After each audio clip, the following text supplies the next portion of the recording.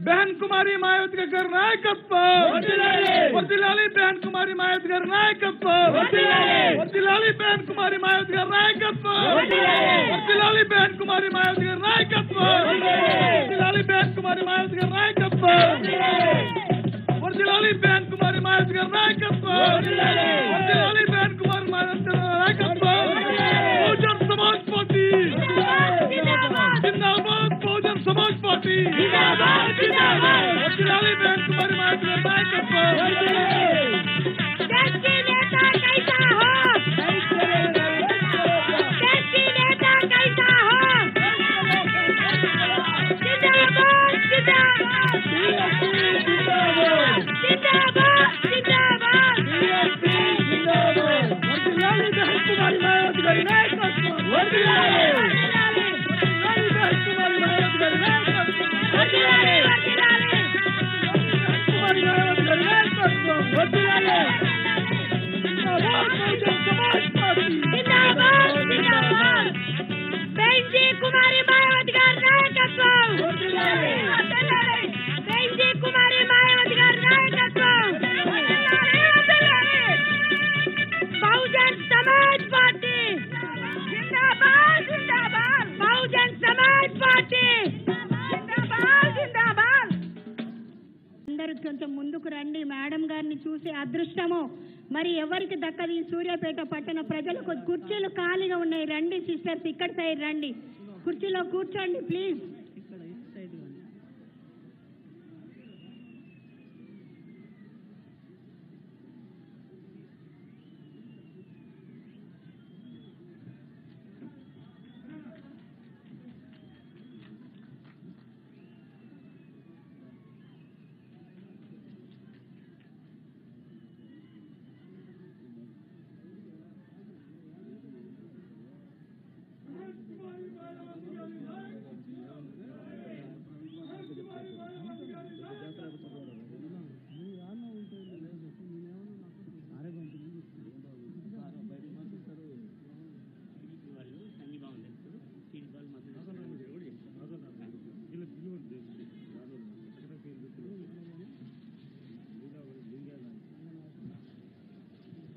धन्यवादालु తెలుపుతూ अभी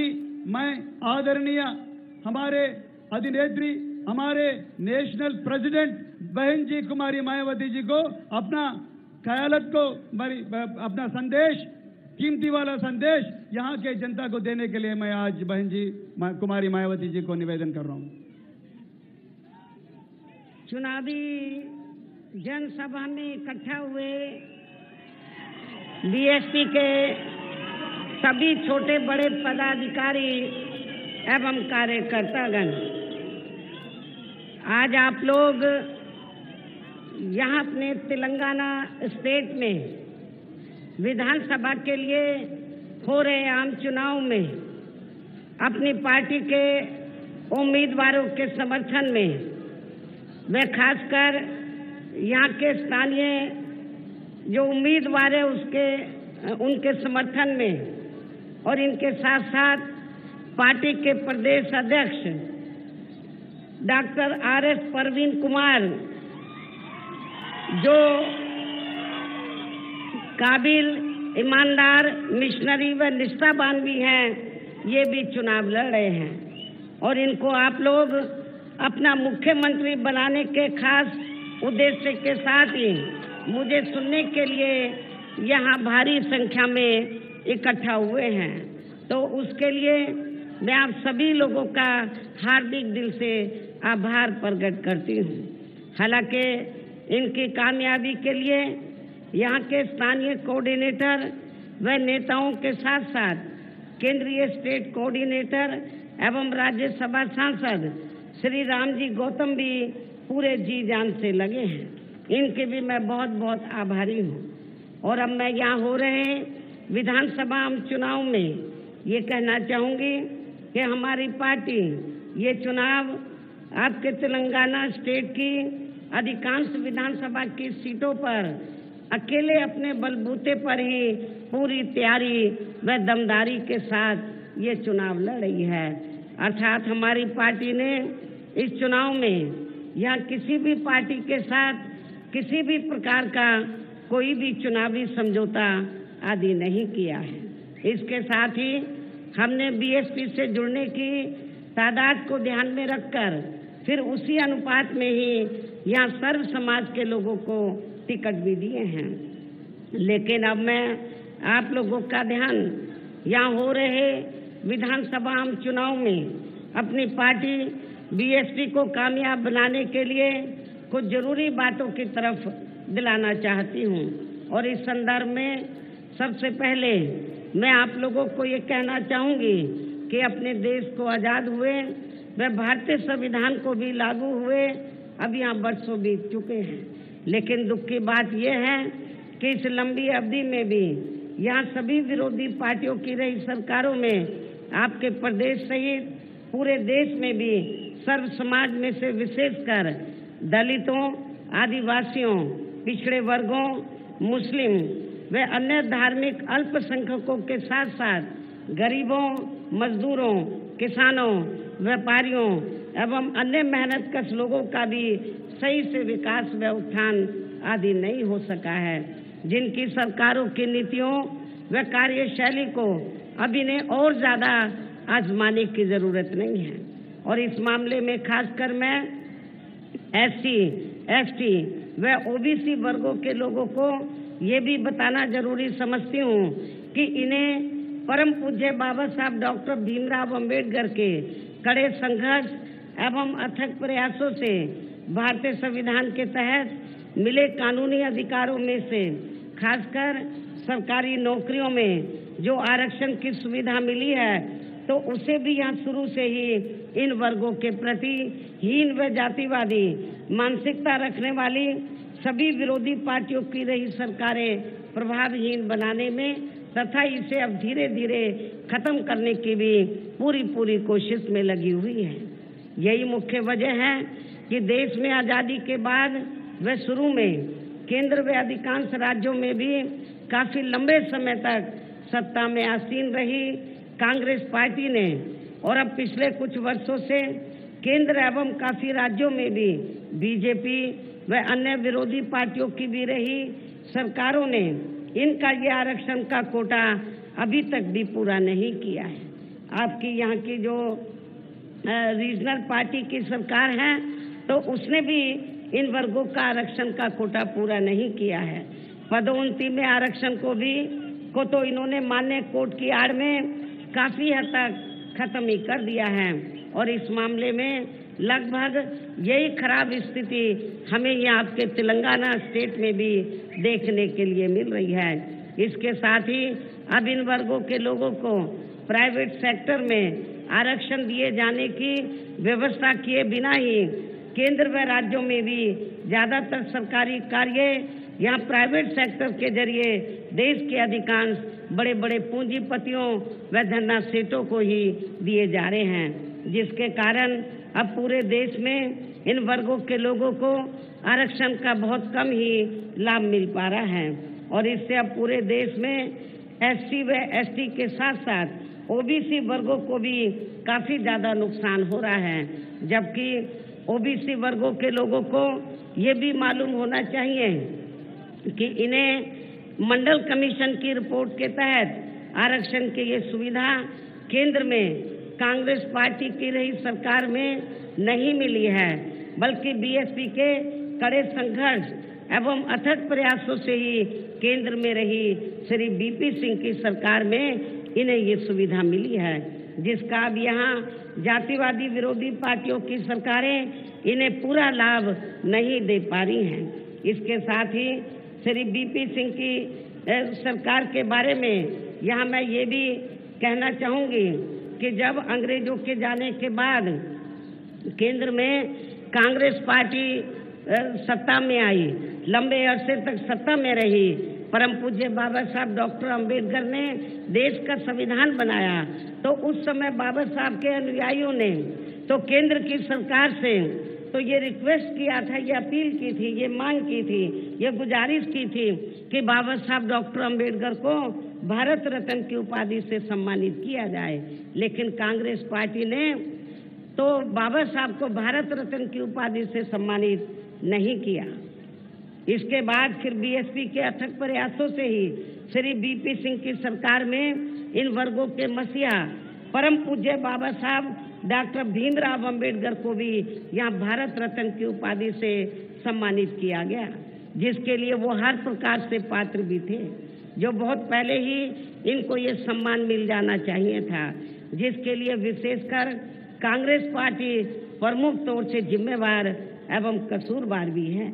इससे इन वर्गों के प्रति इस पार्टी की हीन व जातिवादी मानसिकता साफ झलकती है, जिसने फिर इनके कारवां को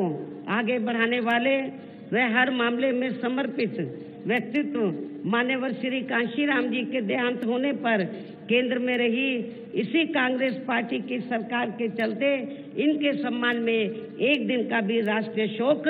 कांग्रेस पार्टी की सरकार ने घोषित नहीं किया था, जबकि उस समय केंद्र में कांग्रेस पार्टी पावर में थी। यहाँ मैं इन वर्गों के मामले में ये भी कहना चाहूंगी, केंद्र द्वारा अभी हाल ही में देश की लोकसभा व राज्य विधानसभाओं में महिलाओं को जो 33% आरक्षण देने की व्यवस्था की गई है, तो उसमें SC, ST व OBC वर्गों की महिलाओं को अलग से कुछ भी आरक्षण नहीं दिया गया है। इतना ही नहीं, बल्कि इन वर्गों के लोगों को जुल्म जाति से निजात दिलाने के लिए जो भी अनेकों नियम व कानून आदि बने हैं, तो उन पर भी केंद्र व अधिकांश राज्यों की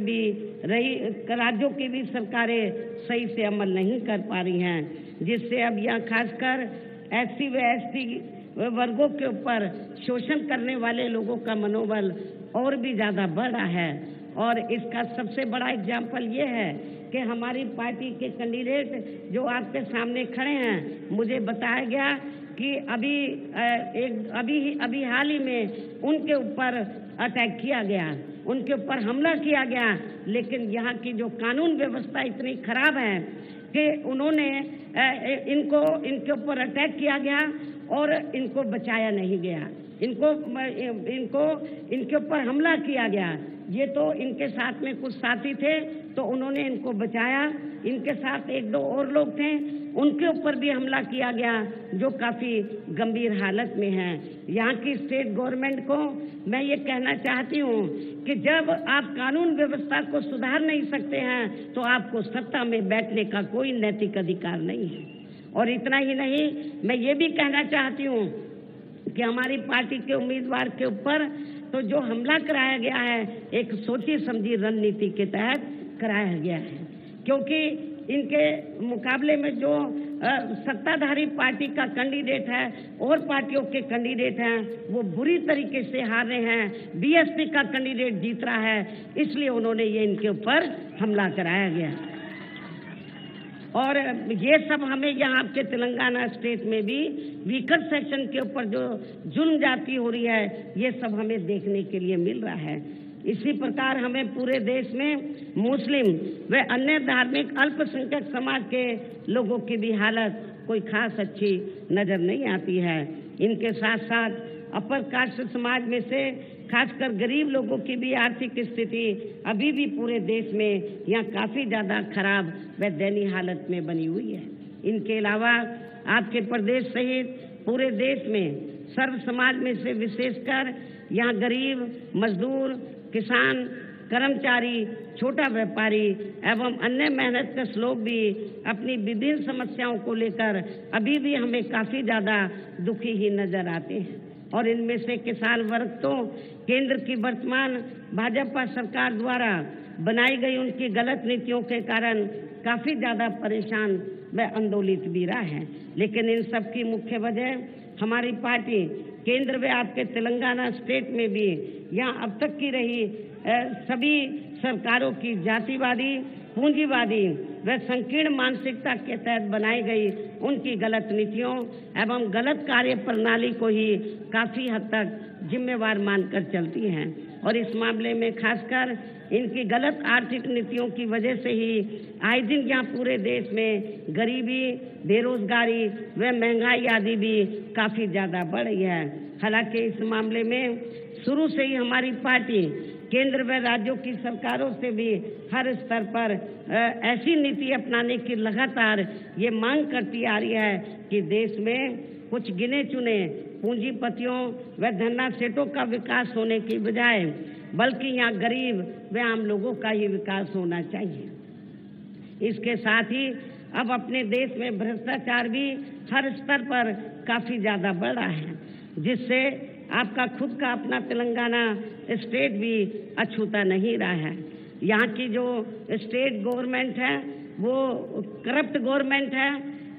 भ्रष्टाचारी सरकार है, तो ये आप लोगों को मालूम है। और इन सब के लिए हमारी पार्टी आज़ादी के बाद से लेकर अभी तक केंद्र व देश के अधिकांश राज्यों में तथा आपके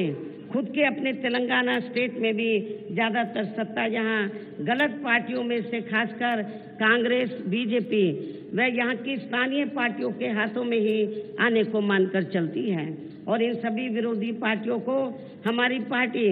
इसलिए भी जिम्मेवार मानकर चलती है क्योंकि आज़ादी के बाद से लेकर अभी तक लगभग ये सभी विरोधी पार्टियां केंद्र व देश के अधिकांश राज्यों में भी ज्यादातर यहाँ बड़े बड़े पूंजीपतियों व धन्ना सेठों की आर्थिक मदद से ही सत्ता में आती रही हैं। और सत्ता में आ जाने के बाद फिर ये पार्टियां अधिकतर मामलों में अपनी आर्थिक एवं अन्य सभी नीतियां यहाँ जनता की समस्याओं को दूर करने के हिसाब से तैयार नहीं करती हैं, बल्कि देश के उन बड़े बड़े पूंजीपतियों व धन्ना सेठों को ही फायदा पहुंचाने के हिसाब से अपनी अधिकांश नीतियां तैयार करती हैं, जिनके धन व बल से चुनाव लड़कर ज्यादातर ये पार्टियां केंद्र व आपके राज्य सहित देश के अन्य राज्यों में भी अभी तक यहाँ सत्ता में आती रही हैं, जिसके कारण ही अब पूरे देश में व आपके खुद के अपने प्रदेश में भी अभी भी हमें यहाँ सर्व समाज के लोग अधिकांश मामलों में अपनी विभिन्न समस्याओं को लेकर काफी ज्यादा दुखी व परेशान ही नजर आते हैं, जबकि पूरे देश में बीएसपी ही अकेली एक ऐसी पार्टी है जो विरोधी पार्टियों की तरह देश के बड़े बड़े पूंजीपतियों व धन्ना सेठों की आर्थिक मदद से नहीं बल्कि अपनी पार्टी के ही आम कार्यकर्ताओं की आर्थिक मदद से चुनाव लड़कर यहाँ केंद्र व राज्यों की सत्ता में आना चाहती है, ताकि हमारी पार्टी सत्ता में आने के बाद फिर बिना किसी दबाव के वे आजाद होकर सर्व समाज के लोगों की सभी समस्याओं का समाधान करके उन्हें हर मामले में हर स्तर पर खुशहाल बना सके। और इसी आधार पर चलकर ही आबादी के हिसाब से देश के सबसे बड़े प्रदेश उत्तर प्रदेश में 4 बार हमारी पार्टी ने अपने नेतृत्व में वहां सरकार बनाई है। और हमने अपनी हुकूमत के दौरान वहां वीकर सेक्शन, खासकर जो वीकर सेक्शन के लोग हैं उनके हितों में अनेकों फैसले लिए हैं, उनको रोटी रोजी के साधन दिए हैं। और इसके साथ ही गरीब भूमिहीन लोगों को खेती करने के लिए उन्हें फ्री सरकारी जमीन भी दी है, जिससे वहाँ लाखों गरीब लोगों को फायदा पहुंचा है। गरीब आवासहीनों को सरकारी खर्चे से पक्के मकान भी बना कर दिए हैं। हमने गरीब व बेरोजगार लोगों को बेरोजगारी भत्ता नहीं बल्कि सरकारी व गैर सरकारी क्षेत्रों में हमने उनको बड़े पैमाने पर नौकरी भी रोजगार भी उपलब्ध कराए हैं। इसके अलावा हमारी पार्टी की रही सरकार ने वहाँ विभिन्न क्षेत्रों में लगे लोगों के हितों में भी अनेकों महत्वपूर्ण व ऐतिहासिक कार्य किए हैं। इसके साथ ही हमने उत्तर प्रदेश में सर्व समाज के लोगों के ऊपर किसी भी प्रकार की कोई जुर्म जाति आदि भी नहीं होने दी है। इतना ही नहीं बल्कि हमारी पार्टी की रही सरकार ने वहाँ अपने देश में दलित एवं अन्य पिछड़े वर्गों में समय समय पर जन्मे हमारे महान संतों, गुरुओं व महापुरुषों में भी खासकर महात्मा ज्योतिराव फूले, छत्रपति शाहू जी महाराज, श्री नारायण गुरु, बाबा साहब डॉक्टर भीमराव अंबेडकर एवं मान्यवर श्री कांशीराम जी आदि को भी विभिन्न रूपों में पहली बार वहाँ पूरा आदर सम्मान दिया है, जिन्हें विरोधी पार्टियों के लोग अभी तक भी आसानी से पचा नहीं पा रहे हैं। और यदि आप लोग भी यहाँ अपने तेलंगाना प्रदेश में आम जनहित के व खासकर कमजोर एवं उपेक्षित वर्गों के हितों में ऐसे ही कार्य करना चाहते हैं तो फिर आप लोगों को भी उत्तर प्रदेश की तरह ही यहाँ अपने तेलंगाना प्रदेश में भी अपनी पार्टी को हर मामले में मजबूत बना के यहाँ अपनी खुद की सर्वजन हिताय व सर्वजन सुखाय की नीतियों पर आधारित सरकार बनानी होगी, जिसके लिए अब आप लोगों को यहाँ अपने तेलंगाना स्टेट में विधानसभा के लिए हो रहे आम चुनाव में अपनी पार्टी का बेहतर रिजल्ट लाना होगा। और इसके लिए आप लोगों को वोट पड़ने तक यहाँ की सत्ताधारी पार्टी व अन्य सभी विरोधी पार्टियों के साम दाम दंड भेद आदि अनेकों हथकंडों से भी जरूर सावधान रहना है। और इस मामले में इसके साथ साथ आप लोगों को मैं ये भी बताना चाहती हूँ कि हमारी पार्टी तो दूसरी पार्टियों के तरह अब चुनाव में कोई भी चुनावी घोषणा पत्र आदि जारी नहीं करती है। और लेकिन आप लोगों को ये भी मालूम है कि जब चुनाव होता है तो सत्ताधारी पार्टी और विरोधी पार्टियां तो बड़े लुभावने वाले तो अपने चुनावी घोषणा पत्र आदि जारी करती हैं, जिन्हें ये पार्टियां सत्ता में आने के बाद अधिकतर अमल में नहीं लाती हैं, जिस पर से अब जनता का काफी हद तक विश्वास ही उठ गया है। इसलिए हमारी पार्टी किसी भी चुनाव में अपना कोई भी चुनावी घोषणा पत्र आदि जारी नहीं करती है। वैसे भी हमारी पार्टी कहने में बहुत कम बल्कि कार्य करके दिखाने में ही ज़्यादा विश्वास रखती है। अर्थात हमारी पार्टी जो कहती है उसे करके भी दिखाती है। और अब मेरा यही कहना है कि आप लोगों को अपने खुद के व अपने तेलंगाना स्टेट के भी हित में यह अपनी पार्टी बीएसपी की ही सरकार बनाना बहुत जरूरी है। तभी फिर यहाँ के प्रदेश में परम पूज्य बाबा साहब डॉक्टर भीमराव अंबेडकर एवं मान्यवर श्री कांशीराम जी आदि का भी अधूरा राज सपना जरूर साकार हो सकता है, जिन्होंने कदम कदम पर अनेकों कष्ट झेलकर अपनी पूरी जिंदगी या विशेषकर कमजोर एवं उपेक्षित वर्गों के लोगों को अपने पैरों पर खड़ा करने के लिए समर्पित की है। इसके साथ ही तभी फिर यहाँ अपनी पार्टी के स्टेट अध्यक्ष व हर मामले में कुशल व्यक्तित्व श्री आर एस परवीन कुमार को भी तेलंगाना स्टेट का मुख्यमंत्री बनाया जा सकता है, जिन्होंने अपनी आईपीएस की सरकारी नौकरी से इस्तीफा देकर वे वीआरएस लेकर अब ये पूरे जी जान से अपनी पार्टी को मजबूत बनाने में लगे हैं, जिसे भी खास ध्यान में रखकर अब आप लोगों को श्री आर.एस. परवीन कुमार व पार्टी के यहाँ के जो स्थानीय कैंडिडेट हैं इनको भी अपनी पार्टी के हाथी चुनाव चिन्ह के सामने वाले बटन को दबा के इनको जरूर कामयाब बनाना है। और इसके लिए अब आप लोगों को वोट पड़ने वाले दिन अपने सभी कार्य छोड़कर वे अपने अपने पोलिंग बूथों पर समय से पहुंचकर अपना वोट डालने के लिए जरूर जाना है। और इस मामले में हमारी महिलाएं भी पीछे नहीं रहेंगी, लेडीज भी पीछे नहीं रहेंगी। इसके साथ ही अपनी पार्टी का कोई भी वोट पड़ने से ना रह जाए तो उसका भी आप लोगों को विशेष ध्यान रखना है। इस प्रकार से आप लोगों को अपनी पार्टी को कामयाब बनाने का हर संभव पूरा प्रयास करना है। इसके साथ ही यहाँ मैं ये भी कहना चाहूँगी कि इस चुनाव के बाद मैं आपके स्टेट में व साथ लगे आंध्र प्रदेश में भी खासकर नौजवानों को तैयार करने के लिए पार्टी के नेशनल कोऑर्डिनेटर श्री आकाश आनंद को भी बीच में जरूर भेजती रहूंगी, ताकि आपके इन दोनों राज्यों में पार्टी और भी ज्यादा मजबूती के साथ आगे बढ़ती रहे। वैसे यहाँ आपके तेलंगाना स्टेट के party president Shri RS. Parveen Kumar भी अपनी पार्टी को मजबूत बनाने में पूरे जी जान से लगे हैं, जिससे अब यहाँ हो रहे विधानसभा आम चुनाव में पहले से बेहतर रिजल्ट आने की भी काफी संभावना है। और मुझे पूरी उम्मीद है कि आपके तेलंगाना में इस बार बहुत ही चौंकाने वाला रिजल्ट आएगा। बहुजन समाज पार्टी के पक्ष में रिजल्ट आएगा, बेहतर रिजल्ट आएगा और आपकी अपनी सरकार बनने की भी पूरी पूरी संभावना है। अंत में अब मैं पुनः अपनी पार्टी के इन सभी उम्मीदवारों को जो यहाँ मंच पर मौजूद हैं, अपनी पार्टी के सभी उम्मीदवारों को पार्टी का चुनाव चिन्ह जो हाथी है,